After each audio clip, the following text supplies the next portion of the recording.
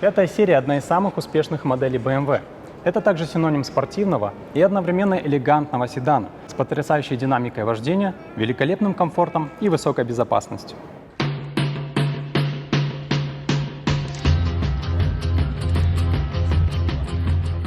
Еще в 60-х компания зарекомендовала себя как производитель мощных и инновационных среднеразмерных седанов, объединенных под общим названием «Новая серия». Четырехдверный нотчбэк, он же седан, продольный двигатель, задний привод и продуманная подвеска – основы, заложенные в те времена, до сих пор остаются неизменными. В 1972 году преемником седанов новой серии стала модель E12. Она положила начало новому языку дизайна. Гладкие поверхности, линия сгиба, высокие окна, изгиб Хофмайстера и 4 круглые фары. Интерьер был просторный, с продуманной эргономикой. Все элементы управления находились по ходу движения руки от руля до рукоятки КПП. Пятая серия положила начало трехзначному обозначению модели, где первая цифра обозначала серию, а пара других – объем двигателя. Модель появилась в модификации 520. Это был двухлитровый четырехцилиндровый мотор. Позднее к нему присоединился шестицилиндровый мотор от более люксовой модели, который установил стандарты для этого класса. Безопасность играет огромную роль, а потому инженеры применяют компьютерные технологии для определения зон деформации.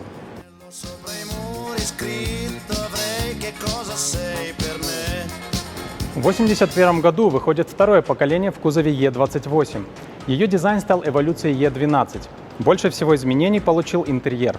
Он стал просторней и получил деталь, свойственную для всех моделей BMW – панель, развернутую в сторону водителя. Автомобиль получает больше электроники, как, например, электронику, управляющую двигателем, и первую в мире систему управления прямой энергией. То есть водитель мог видеть то, что он делает, и вести автомобиль более эффективно. На этой модели дебютируют две концепции эффективности. Первая под названием «Это», что в переводе с греческого означает «эффективность», а вторая – дизельный двигатель. Долгое время компания не бралась за дизели, так как считала, что они не подходят под философию динамики и эффективности. Но топливный кризис внес свои коррективы, и на пятой серии дебютирует самый быстрый в мире дизельный мотор. Концепция «Это» была такой. Двухлитровый шестицилиндровый мотор увеличили по объему, но уменьшили по оборотам. В итоге агрегат получился равный по мощности четырехцилиндровому, но на 10% экономичнее. Основной задачей поколения было значительное улучшение технической составляющей, как, например, трансмиссии, которую автомобиль получил от 7 серии. Одной из причин такого решения было внедрение АБС, которое, в свою очередь, заставило инженеров переделать конструкцию подвески, которая сделала машину более комфортной. Первая М5 появилась в кузове Е28. Отныне это двухзначное обозначение становится символом топовой производительности.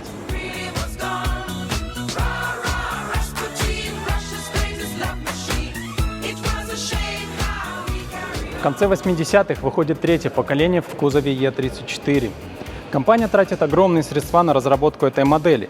Достаточно сказать, что она разрабатывалась параллельно с 7 серией, а инженеры намотали на тестах около 7 миллионов километров, чтобы выявить малейшие неисправности. Впервые решетка становится частью кузова.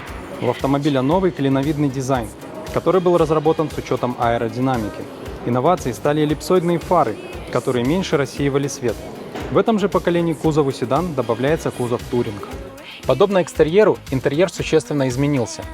Он стал роскошней, просторней, и вернулись декоративные планки. Впервые линейка 4 и 6-цилиндровых моторов пополняется двигателем V8. Количество модификаций растет от 518i до 540i. Появились системы помощи водителю в виде автоматической системы стабилизации и пробуксовки. На пятерке дебютирует полный привод с электронным управлением и концепцией распределения между передней и задней осью.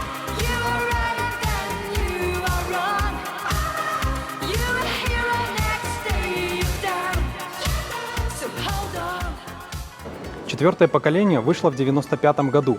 Как никто другой, оно сочетает в себе новейшие технологии, невероятный комфорт и динамику вождения. Автомобиль получил лучшую аэродинамику. Обратите внимание на скругленную крышу. Она защищает задние колеса от завихрений. Спереди под юбкой у машины очень много пространства, что способствует обдуву передних колес. Фары получают еще одну фирменную деталь всех автомобилей BMW – колечки ходовых огней. Интерьер стал эволюцией дизайна предшественником. На выбор доступно множество комфортных опций, как мультифункция руля, телефон, цветной информационный дисплей с навигационной системой. Предшественник заложил основы широкой линейки моторов, которая перешла к Е39. Шестицилиндровый двигатель получил алюминиевые детали и становится легче на 30 кг. Четвертое поколение стало первой в мире серийной моделью, которая получила полностью алюминиевое шасси, что сделало машину на 30% легче.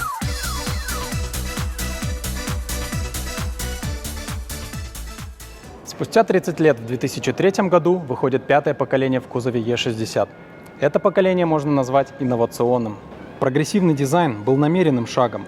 Компания хотела заложить основу для моделей будущего. Большая решетка и эффектные изогнутые фары с бровями.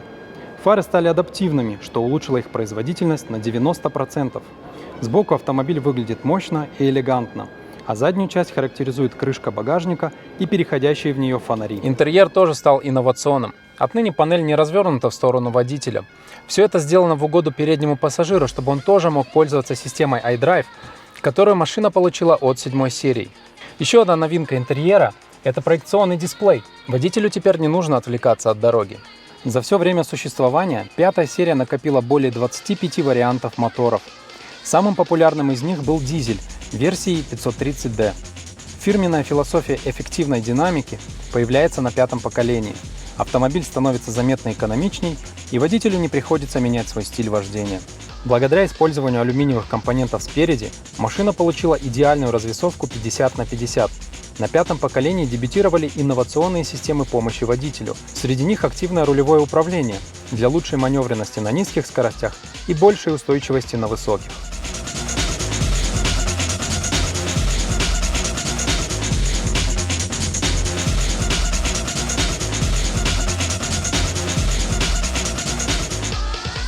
Шестое поколение в кузове F10 выходит в 2010 году и сразу же занимает первое место по продажам, не отдавая его вплоть до конца производства.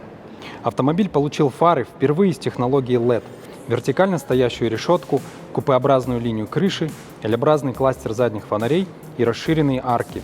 К кузовам седан и туринг добавляется кузов Gran Turismo, который стал основателем совершенно нового типа автомобилей. Идеей дизайнеров было создать интерьер, который ощущался бы как сшитый на заказ костюм, благодаря использованию премиальных и спортивных материалов. Панель снова разворачивается в сторону водителя. Шестое поколение положило начало линейке новых эффективных и мощных моторов, в том числе получив и гибридный вариант. Особенностью шасси стала передняя подвеска на двойных поперечных рычагах. Она была сделана из алюминия и разделяла амортизацию от рулевого управления, что улучшило комфорт и управляемость. Автомобиль получил электромеханический усилитель, который наделил пятерку способностью к автоматической парковке. Мировой премьерой стал дебют ассистентов вождения. F10 стала первой BMW, способной автономно двигаться по своей полосе.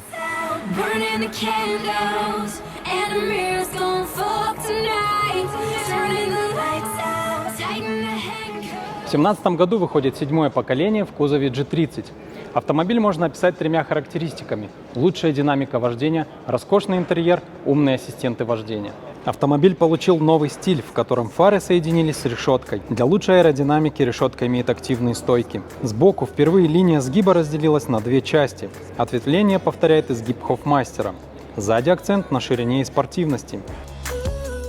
Задачей дизайна интерьера было создать атмосферу для максимального удовольствия в пути. Центральной частью интерьера служит отдельно стоящий монитор системы iDrive последнего поколения. Он имеет 5 вариантов взаимодействия: сенсор, голос, жесты, кнопки и шайба iDrive. Двигатели становятся мощнее и эффективней. Настоящим чемпионом эффективности становится версия 520D Efficient Dynamics, которая потребляет 3,9 литра на 100 км. Автомобиль получает еще больше алюминиевых компонентов, как, например, каркас кузова, благодаря чему удалось снизить вес на 100 кг. Новейшие ассистенты вождения пятая серия получает от 7 серии. Помимо всего прочего, машина отслеживает ситуацию вокруг и может самостоятельно принять решение в случае потенциальной опасности. А это дисплей-ключ от G30. С помощью него вы можете запарковать свой автомобиль в узкое парковочное место, либо в гараж. Интересный момент, что М5 в этом кузове впервые получает полный привод. А теперь результат почти 50-летней истории модели. Обновленная пятая серия в кузове G30.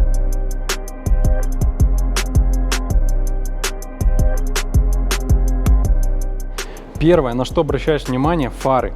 Спустя поколения из O-образных они превратились в L-образные, но тем не менее машина все равно остается узнаваемой. Фары получили лазерный модуль, который работает как с ближним светом, так и с дальним, освещая путь свыше 500 метров. Определить такие фары можно по синим акцентам. Решетка и бампер получили новый дизайн с более угловатыми линиями. Сбоку изменений нет, кроме новых дисков. Зато сзади автомобиль получил новые 3D-фары с черной подложкой и подретушированный бампер.